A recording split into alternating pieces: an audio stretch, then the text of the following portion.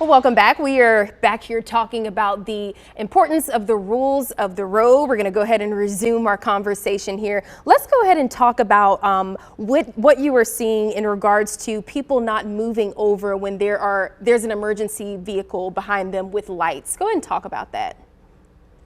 Yeah, so a lot of people, surprisingly, don't know what to do. They see an emergency vehicle approaching them from behind, whether it be a fire truck, ambulance, or a police car with lights and siren. And I've had people just come to a complete stop in the middle of the road on a highway, which obviously causes a hazard for me and that driver and other drivers around.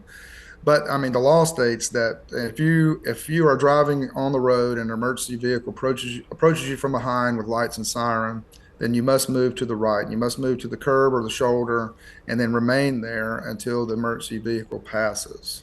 Okay. Can drivers report another driver's expired plates if they are out? They're expired. So they can, yes. I mean, they could call our non-emergency number and report it. But I mean, what essentially is going to happen is it's going to come out over our communications as a be on the lookout for an expired license plate, unless there's an officer that just happens to be right there in that area. I don't think there's going to be any officer that's going to go to a certain area and look for that vehicle, because by the time they got there, the vehicle would already be gone anyway. Let's talk about running a yellow light. Someone wants to know if there's a rule in regards to it. No, there's no. I mean, there's no law. I mean, the yellow light is there, to give a buffer between the red and the green and the red light. And I mean, as long as the light is not red, I mean, you can enter the intersection and pass through the intersection on a yellow light, just as long as it can be done safely. I don't recommend, like a lot of people do, is they see the yellow light and they punch it and gun it and go through the intersection at 100 miles an hour. I wouldn't recommend that. But if it can be done safely, then yeah, there's no law against doing that. Is it considered going over the speed limit when you're going 5 miles per hour?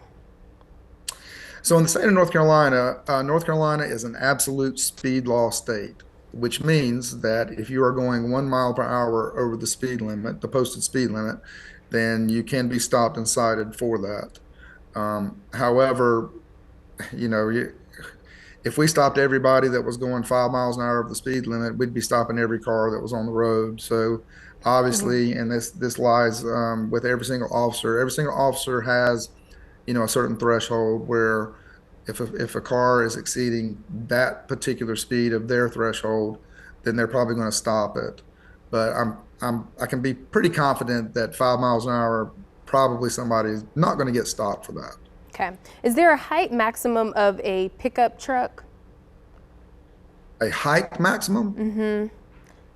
None that I know of. I mean, tractor trailers are always taller than any pickup truck that I know, and there's no height maximum. I mean, as long as it can fit under, the standard height of a bridge on a highway or a roadway, then it's legal. Okay. What things do you need in North Carolina to pass a car inspection? So there's 2 inspections that are done in the state of North Carolina. It's a safety inspection, and this covers your equipment.